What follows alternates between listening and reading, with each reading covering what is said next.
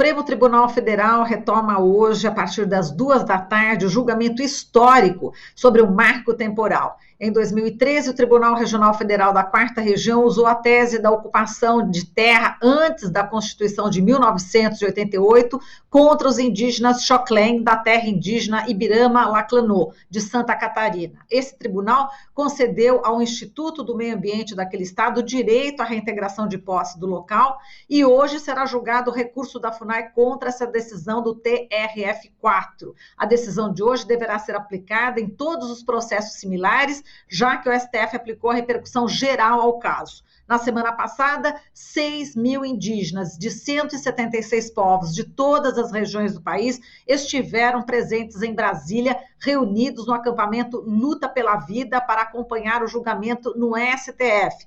E uma grande parte ainda dos indígenas está lá, exatamente em Brasília, continuam com a mobilização no Distrito Federal. E é com alguns deles que vamos conversar neste momento. Vamos aqui chamar a Mayalu Cocomete Warati Carramãe, que é ativista ambiental. Ela também vai nos contar exatamente a que povos ela pertence, né? Já pelo nome a gente já tem a ideia. Olá, Mayalu, bom dia, seja bem-vinda. Oi, Mayalu, você me ouve? Bom dia. Agora sim, a gente já teve a oportunidade aqui no jornal de falar com a Mayalu, um prazer enorme de falar com você novamente, Mayalu. Você pertence a quais povos aí do Mato Grosso, Mayalu? Bom dia. Eu pertenço a dois povos indígenas, Caiapó, do Mato Grosso, que vive na terra indígena Capodiarina, e o Aurá, que vive na terra indígena Xingu. Esses dois povos vivem nas margens do rio Xingu, por isso que falamos que nós somos do Xingu. Muito bem. E Mayalu, você também é representante das mulheres aí do seu povo, não é isso? Nessa mobilização e entre outros debates que envolvem educação, saúde, meio ambiente, sim, sou representante das mulheres Mebenocré aqui do território Capodiarina. Eu vou ligar para o Caio. Muito bem, e vamos falar também. Muito bem, vamos falar também com o Marcos Sabaru, que é assessor político da Articulação dos Povos Indígenas do Brasil, a PIB, que outro dia a gente tentou conversar, caiu a ligação, não é isso, Marcos? Bom dia, prazer em recebê-lo. Bom dia a você, bom dia a todos os ouvintes, bom dia, parente Mayalu. Estamos aqui na luta. Muito bem. Bom, agora eu quero inicialmente dos dois, né, saber como é que vai ser hoje, né? Vocês devem sair do acampamento em marcha até a Praça dos Três Poderes para acompanhar o julgamento do STF. Qual que é a expectativa para essa decisão que deve selar aí o destino dos povos indígenas no Brasil? Inicialmente a Mayalu, né, Marcos? Primeiras mulheres, Sim. sempre. É isso aí. Muito obrigada, nós estamos juntos nessa caminhada. Então, nós estamos mobilizados, nós estamos com 40 pessoas, 40 guerreiras e guerreiros do território para poder acompanhar esse julgamento hoje. Nós vamos entoar cantos, rezas, para que o Supremo, os ministros, sintam a energia e não se acovardam diante da pressão do governo para que não se julgue isso no STF. Muito bem. E você, Marcos, qual que é a tua expectativa? A expectativa não minha, mas do movimento indígena brasileiro, da PIB, né, e suas organizações de base, é que o Supremo hoje ele tem a chance de amenizar o sofrimento dos povos indígenas, né, e de honrar a Carta Magna, a Constituição de 88, que deu 5 anos para que as terras indígenas fossem demarcadas e regularizadas. Então hoje é o momento onde o Supremo pode fazer valer essa sensação de democracia e de direito. É um pouco um calento a esse povo tão sofrido. Exato. E Mayalu, fala um pouco sobre as mulheres indígenas, né? O quanto que tudo isso que está acontecendo impacta a vida das mulheres indígenas. Elas sofrem muito exatamente com essa devastação que está acontecendo hoje no Brasil? vendo e falando sobre pelas mulheres do meu povo, a preocupação é muito grande com o futuro das crianças, com o futuro dos filhos, com o futuro dos netos. As mulheres sofrem mais, não mais que os homens, mas elas sofrem porque é elas que cuidam da alimentação dos filhos, é elas que cuidam da alimentação dos maridos, dos pais. Então, assim, as mulheres dentro do território, elas cuidam da roça. Então, quando a gente enfrenta e vê essas ameaças do governo, essas ameaças com esses projetos de lei que visa acabar com os nossos territórios, invadir os nossos territórios para exploração de agronegócio, garimpo, mineração, as mulheres sofrem e são as primeiras a serem impactadas porque o assédio desses exploradores é grande para cima da maioria dos homens, que corrompe os homens e às vezes não tem, não são resultados com relação Tá picotando um pouco. Oi, Maialu, e o seu... a internet está... É a internet, né? Está... Tudo bem. Não, conclua, por favor, pode concluir, desculpe. Sim, só para concluir, eu coloco que as mulheres hoje, esse ano, se levantaram para dizer também, junto com os homens, não ao marco temporal, não à PL 490, e nós estaremos em peso em Brasília para a Marcha das Mulheres Indígenas originárias da terra, para reflorestar os pensamentos, reflorestar mentes para a cura da terra, para a cura das pessoas que estão cegas diante dessa imposição capitalista, dessa imposição exploratória que nos desconsidera a nossa história. Bom, já que você tocou nesse assunto, vamos já falar aqui da segunda Marcha das Mulheres Indígenas. Está prevista para começar no dia 7, é isso, né, Maialu? Isso, é do dia 7 a 11. Dia 9 teremos a Marcha das Mulheres Indígenas. Então, nós estamos com programação do dia 7 a 11 para poder nos fortalecer e dizer à sociedade e ao governo que nós estamos juntas e unidas para defender os nossos direitos. Muito bem. E, Marcos, a gente tem aí essa questão, né, do marco temporal e também temos aí a história da regularização fundiária, né? Há um mês, mais ou menos, a Câmara aprovou o projeto que facilita a regularização fundiária em terras ocupadas por indígenas na Amazônia, áreas que já foram ilegalmente desmatadas, inclusive na região, né? O texto está em análise no Senado. É grande movimento também de grilagem nas terras públicas da Amazônia, Marcos? Então, eu queria, se você me permitir, fazer uma conexão dos fatos. Primeiro, se regulariza a terra ilegal, a terra de grilagem. Depois se regulariza a PEC que fala que não precisa estudo ambiental, né? Aí a rima. Em seguida, você quer sair da 169, né? E depois você disse que o marco temporal, os originários não têm direito. Então, tudo está conectado. Tudo são ações conectadas. O marco temporal ele é uma máquina de moer história.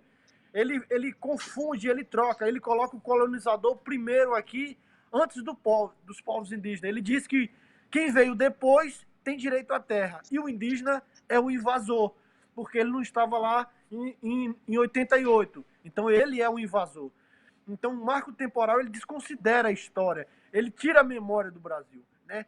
E ele coloca a sociedade brasileira mais pobre, mais empobrecida, porque ele ameaça não só os povos indígenas, ele ameaça todos os povos, a sociedade brasileira, porque além de contra-direito, ele facilita a exploração ilegal, tanto o marco temporal quanto o APL vai facilitar a mineração, exploração, queimadas, né? E mais grilagem de terra. Então é preciso que a sociedade brasileira faça a luta também junto com os povos indígenas. Não achar que isso é coisa de índio e ficar na sua zona de conforto só ouvindo os noticiários.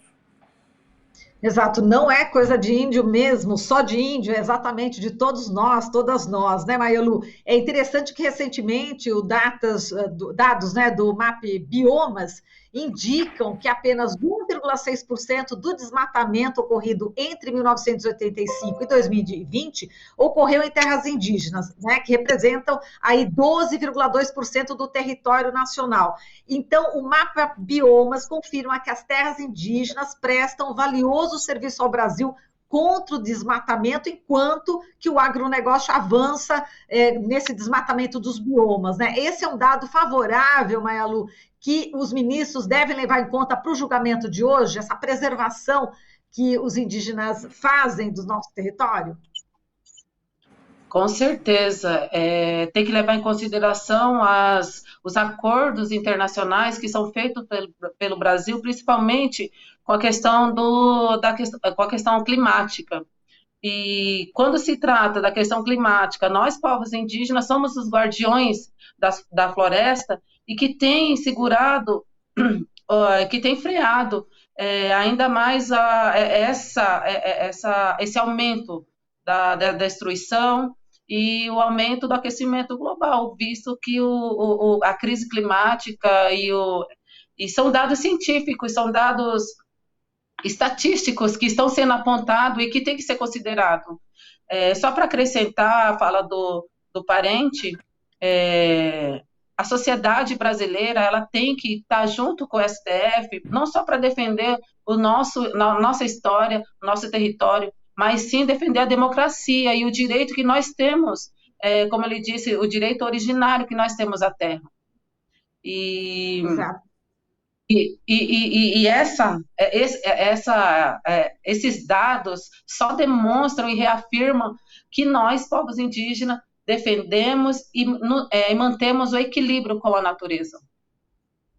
Exato, estava vendo nos grupos, né, enfim, que as pessoas estão postando muitas informações a respeito de toda essa mobilização linda indígena em Brasília, e eles estavam falando o seguinte, que essa questão é mudar a data, né, a data em relação a quando os índios estão no Brasil, é só mudar, então, não é isso? Estão reclamando? Então, vamos fazer o seguinte, vamos colocar desde 21 de abril de 1500, né, que afinal de contas, essa é a data, né? Enfim, até antes, né? Até antes dessa data. Agora, só comentando como está realmente viralizando toda essa questão, essa mobilização de vocês, né? Agora, Marcos, tem dados também importantes, inéditos, divulgados, inclusive ontem, pelo Atlas da Violência 2021, que revelam que mais de 2.000 indígenas foram assassinados entre 2009 e 2019 no Brasil. Nessa década, né, a taxa de mortes violentas de indígenas aumentou 21,6%, saindo de 15 por 100 mil indígenas em 2009 para 18,3% em 2019. Essa matança indígena, eu gostaria que você falasse, enfim, dessa tragédia também que ocorre contra os indígenas brasileiros. Na verdade, os ceifadores de alma indígenas, né, os Borba-Gatos, Mendes de Sá, os bandeirantes, eles estão de volta, né, com outra roupa, com outra cara, mas com a mesma intenção, minerar, roubar, saquear, estuprar e dominar. Né? Então, os povos indígenas vêm sofrendo isso no Brasil colônia, isso na monarquia, isso na ditadura, agora no governo que se diz um governo... não esse governo, porque esse aí eu prefiro nem comentar porque não merece, né? Mas a democracia também. Então essa morte ela se dá desde dos princípios, né? Seja por mercúrio, por envenenamento, por matança, ou seja por pandemia, ou por falta de políticas públicas para os povos indígenas, né? Por falta de acesso à política pública. Então, pela discriminação, pelo racismo. Então, nós 521 séculos aí de morte, de matança, de perseguição, né? O que eu queria dizer ainda em relação antes de falar desse dado, que em relação ao marco temporal e a PL 419, nós estamos preservando a fauna, a flora, né? A vida, água limpa e oxigênio, e contribuindo para a discussão de mudanças climáticas. E de quem é uma terra demarcada? Ela é da União. Sendo da União, ela é de quem? De toda a sociedade brasileira. E nós estamos cobrando o quê para proteger essa terra? Nada. Nós protegemos, como a parente falou, somos guardiãos, isso é 0800. A sociedade não tem nenhum, não paga nada por isso. E é de todo o Brasil e de toda a humanidade. Esse é um ponto. Em relação às matanças, lógico que nossos corpos, nossa ideologia, nosso pensamento está entre o destruimento, a invasão e aqueles gananciosos. Então, vamos ser mortos, estamos sendo mortos, os presídios estão lotados de indígenas, há muitos processos, né, de busca e apreensão de indígenas, há muitas lideranças criminalizadas, tá? E aí está exemplo mais recente, o Almissuru e a Soninha Guajajara, né, que foi aí tentado pela própria FUNAI, sem criminalizar a FUNAI, e há outras mortes, criança no sul decapitada, liderança na Bahia sendo assassinada, pessoal lá do Maranhão, dos Guajajara, morto por defender, enfim. Então, a criminalização, os ceifadores de alma, né? Os bandeirantes estão de volta. Agora eles usam ternos, gravata, e eles talvez não usam pólvora, mas PLs, PECs e portarias. Mas a intenção é a mesma. Falando em PLs e portarias, a gente sabe que o Marcal também está sendo discutido ingresso, né? Tem o apoio da bancada ruralista, o Executivo também defende essa tese, né? As forças e de tudo do marco temporal. É uma ameaça aos indígenas, o presidente da República, quanto os parlamentares ligados ao negócio, né? Lembrando que o Bolsonaro, quando assumiu, falou que se dependesse dele, nenhuma indígena seria demarcada em sua gestão. Como é que está também, na opinião de vocês, essa luta também no legislativo? Bom, enfim, enfrentamento com o Bolsonaro, evidente, e também em relação ao Congresso. O que vocês esperam ali do Congresso? Com essa bancada ruralista forte, né? Maialu, primeiro e depois nosso querido Marcos. Bom, o que a gente espera é que realmente seja considerado a lei, a Constituição Federal, não os interesses que eles estão colocando. Infelizmente, né, a bancada ruralista realmente ela é em sua grande maioria, a bancada evangélica também. A única esperança que nos resta é a bancada mista, que defende a questão do meio ambiente, que defende as causas indígenas, e que nós estaremos firmes com a única deputada indígena que tem no Congresso, que é a Joênia Wapichana, e nós contamos muito com a força dela, e ela tem nos representado muito bem para esse diálogo junto com esses demais membros da Câmara, do Congresso. Exato. E, Marcos, a voz indígena está difícil de ser ouvida. Tem a Joênia, mas, enfim, no Congresso, essa questão do debate, né, está realmente complicado, né? Primeiro, é interessante dizer que nós só tivemos duas vozes, o Mauro Juruna, né, e a Joênia Wapichana, que nos representou e nos representa, né? Isso de qualquer região, de qualquer estado, de qualquer nação, de qualquer povo, ela nos representa. Essa é uma questão. A outra questão é uma outra discussão que talvez outro dia, em outra entrevista, a gente possa conversar, que é do parlamento indígena. Será que não seria justo, assim como outros países têm a participação de indígenas no parlamento, e não através desse sistema, porque nós não alcançaríamos, né, pela questão do poder de aquisitivo e por compra de votos e campanhas milionárias, mas talvez que as nações nas suas regiões elegessem os seus representantes e que o Congresso tivesse essas vagas. Isso é uma outra discussão. Mas o que eu queria dizer é que a pergunta é para a sociedade agora. Essas bancadas representam mesmo os interesses dos brasileiros? Bancada que defende as armas, a bala, a bancada da bala, né? Liberação de arma. Bancada que defende só a soja e o veneno e o agronegócio? Ou uma bancada de religiosos, de fanáticos religiosos, né? Então, a quem esses representam? São representantes de setores, não da nação brasileira. Então, a bancada do boi, da bala e da Bíblia representa interesses particulares dele, não da nação. Eu não falo isso só dos indígenas, eu falo do pessoal que está da periferia, os quilombolas, os ribeirinhos e outros camponeses, e quem está lá no Jacarezinho, ou na Cabeça do Cachorro, ou no Piauí, ou no Leblon, esse pessoal não nos representa, eles representam setores, né? Então não é representante legítimo do povo. Muito bem. Agora, Maialu, enquanto eu faço uma pergunta para você, eu vou pedir para o Marcos está aí e a gente está ouvindo, inclusive, o som, né, dos indígenas já falando e tal. Eu vou pedir depois, viu, Marcos, para você mostrar um pouco para a gente essa mobilização, pode ser? Pode ser sim. Tá bom, Maialu. Tá, enquanto isso, eu já vou perguntando aqui para a Maialu a importância, né, a força do canto, né? A gente indo aí rituais, vendo rituais, ouvindo cantos, e é uma outra compreensão do mundo, não é isso? O canto para vocês é um tesouro. Conta para gente essa força também. Eu estava vendo, inclusive, alguns indígenas fazendo aí uma reza e cantando e fazendo com que o mal saia. Então eles faziam assim com as mãos, juntavam as mãos, assopravam, jogavam e falavam show. Né? Então, eu queria que você falasse, né, tanto dessa força espiritual e também a força do canto. A força do canto, ela vem dos nossos ancestrais. E foram eles que nos deixaram esse patrimônio, que são entoados dentro dos nossos territórios, e toda vez que nós estamos em luta, toda vez que nós estamos em qualquer atividade, nós utilizamos o canto para poder nos proteger. É como se trouxéssemos os nossos antepassados junto para nosso momento, para nosso local.